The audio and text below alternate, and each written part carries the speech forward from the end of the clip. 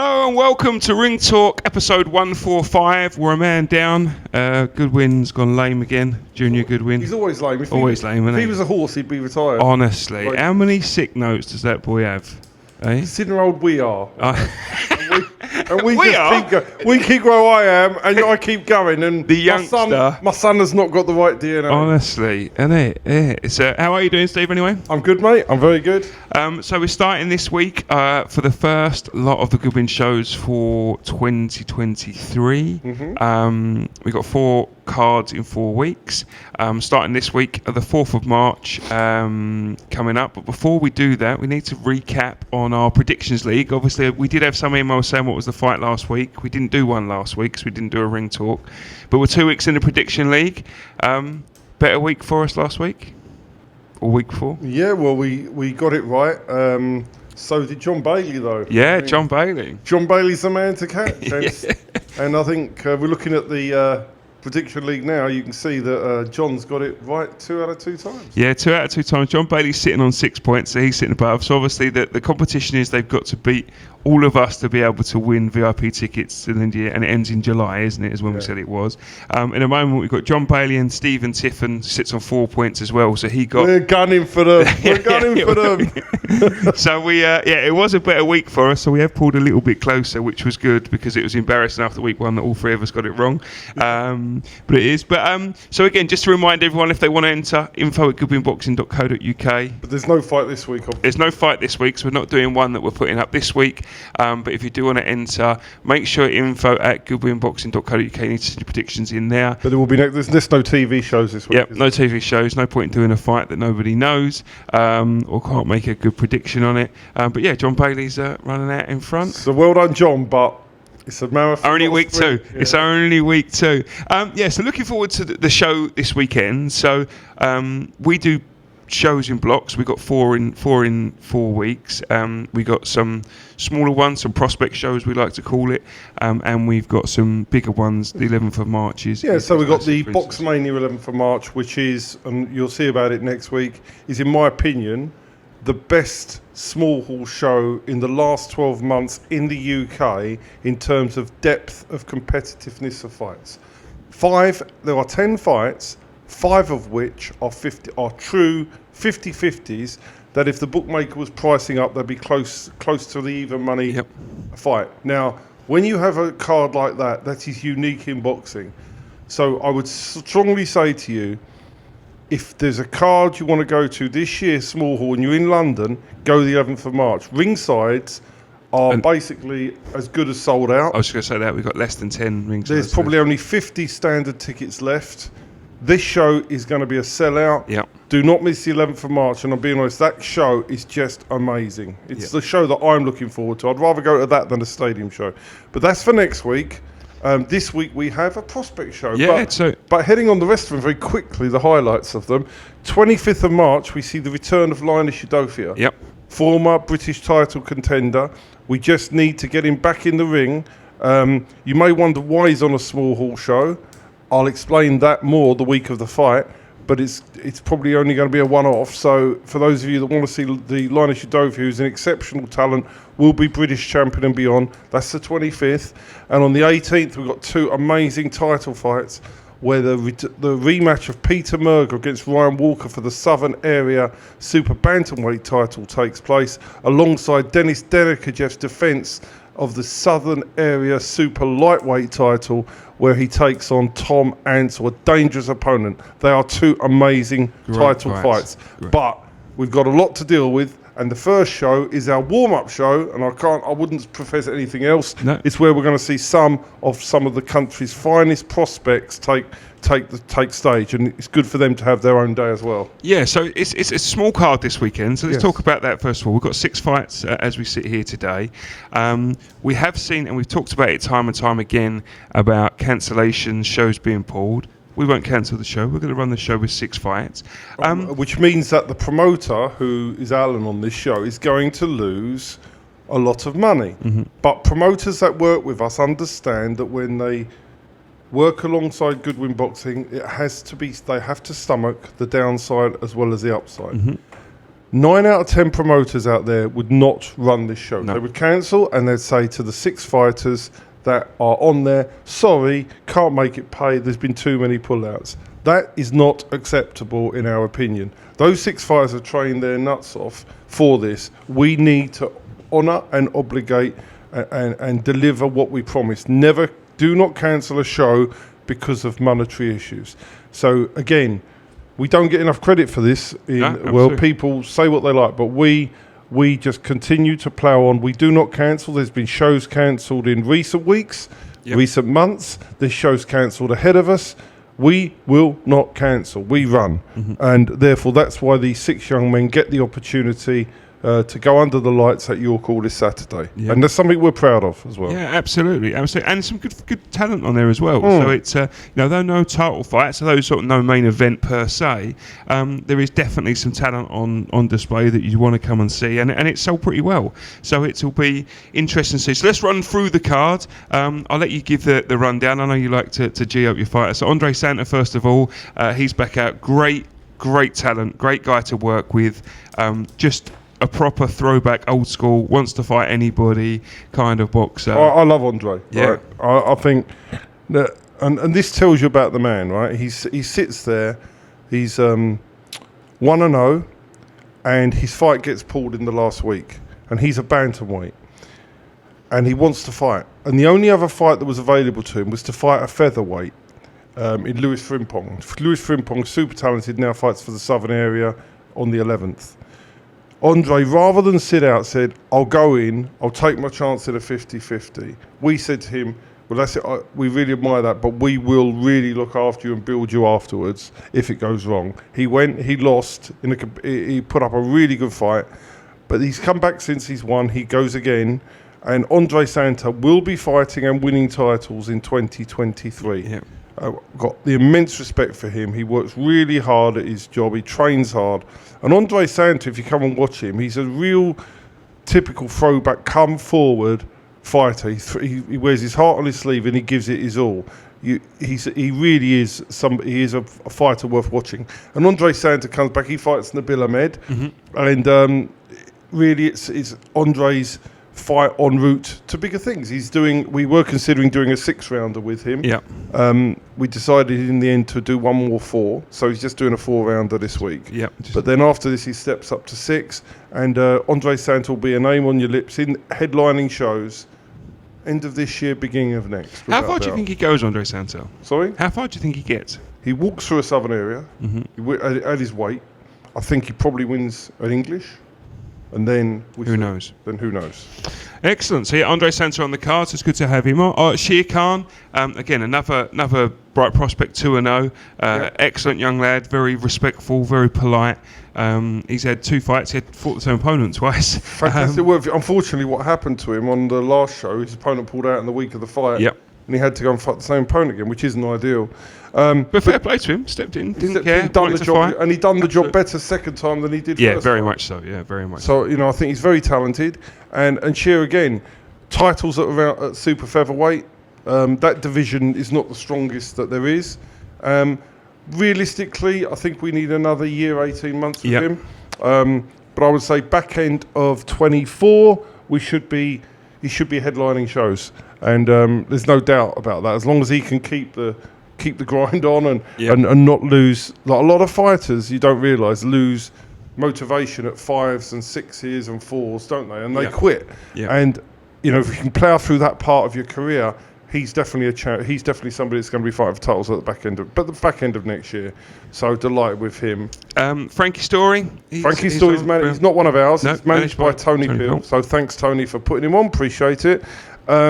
Featherweight, good amateur from Luton. Yep. Fairly local boy, isn't he? Very local boy. He's fighting actually twice this month. He's fighting in the 4th on our show, and then he's fighting on the 25th at Kentish Town under Tony's own show. So Frankie's out twice this month. Frankie's a really good talent, brings a good support base, and he's fighting Jake Pollard over 6 rounds. Yep. Jake Pollard is the immovable object. Yeah, he's tough, isn't he? He's up there in the top 5-6 journeymen in the country. Yeah. I'm expecting to see Frankie win on points. Anything else would be a disrespect to Jake Pollard, because you don't move Jake Pollard, but it's a good fourth fight for Frankie en route to where he's going. Yeah, carry on building. We'll move on to Andre Descalu. Again, not one of ours. Not one of ours. Elliot Stonebridge manages him. Elliot Stonebridge, but he's fought nearly all of his fights. His fights on our shows so far. Exceptional talent. Oh, he's brilliant. He's really, really super talented.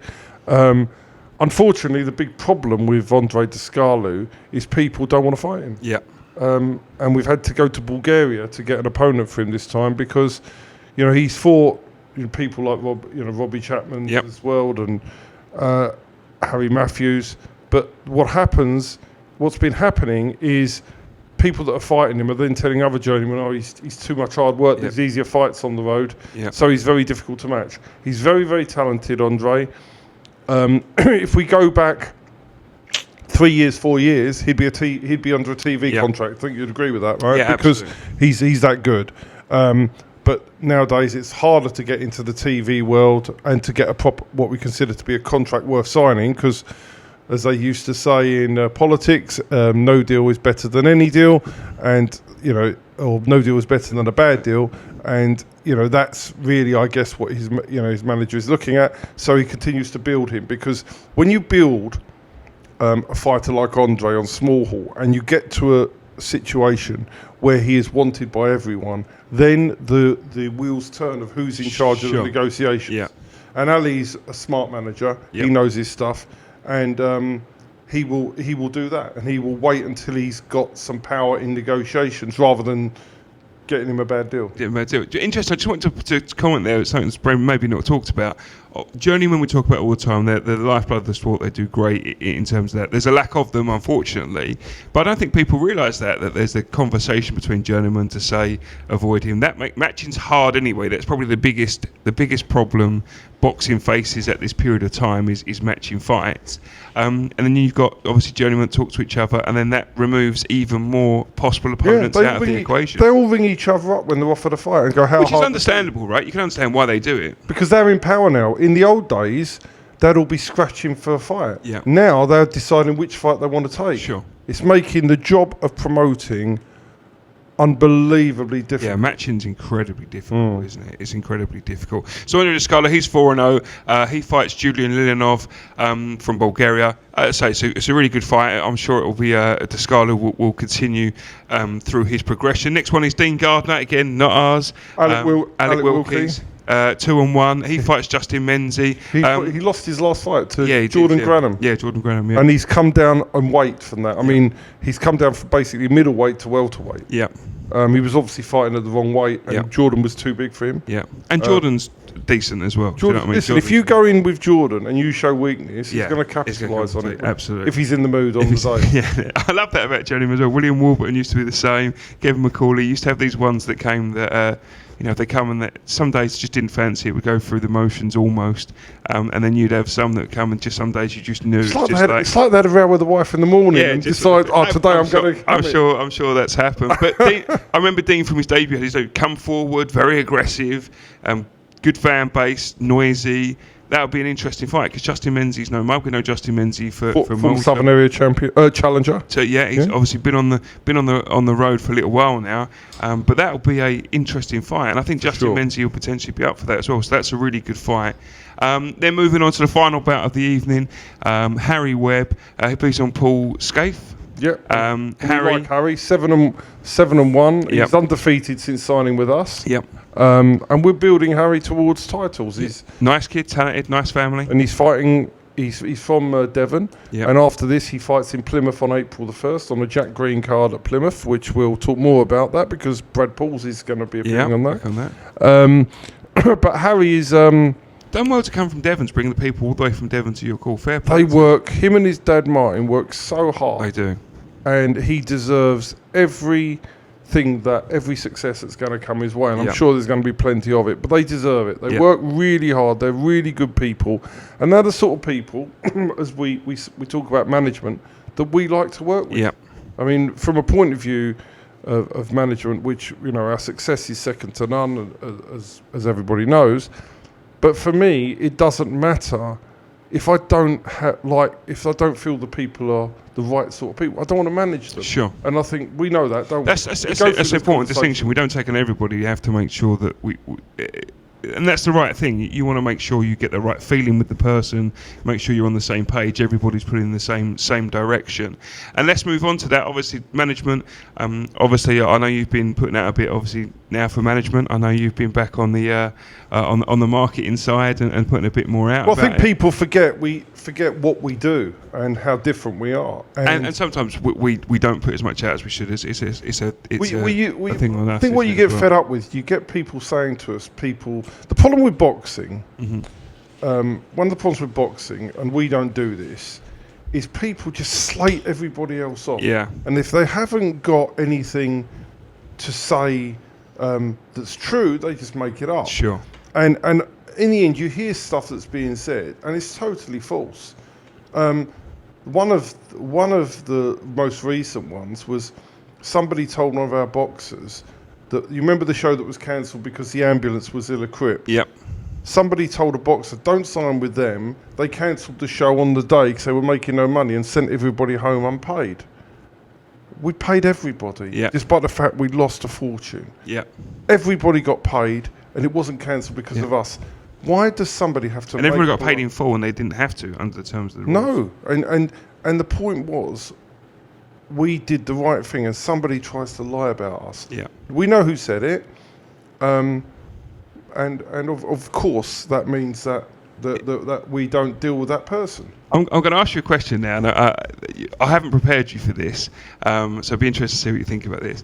I think part of us as Goodwin Boxing, in terms of some of the perception people have, is, I'm not sure, we're not a sexy brand, are we, right? No. So we're not in terms of that. And I think that gets lost sometimes because boxing, they like razzmatazz and bullshit predominantly. Yeah, do you know what Barry O'Connell says, by the way? He says, you're the best out there. He said, some of the other stuff out there is all frills with no knickers. He said, and I know that. He said, and it's just bullshit. Yeah. But he said, and that's his comment.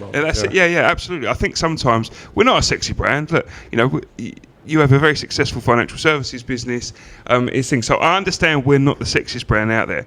What we are is consistent. What we are is reliable. What we are is we'll do the best job. What we are is ethical, and right? Honest. So and honest, yeah. So that's the thing, right? We have integrity. We won't be the sexiest brand. We're not going to lie to you. We will run the shows. We will do whatever. And I think that gets lost sometimes. And then I think boxers have to make decisions, and trainers have to make decisions about. You think to yourself, who do I want to play with? Do I want to go for the sexy brand that might be all frills and no knickers? And there's plenty of those out there. Or do I want my boxer to be consistently looked after? I'm never going to be lied at.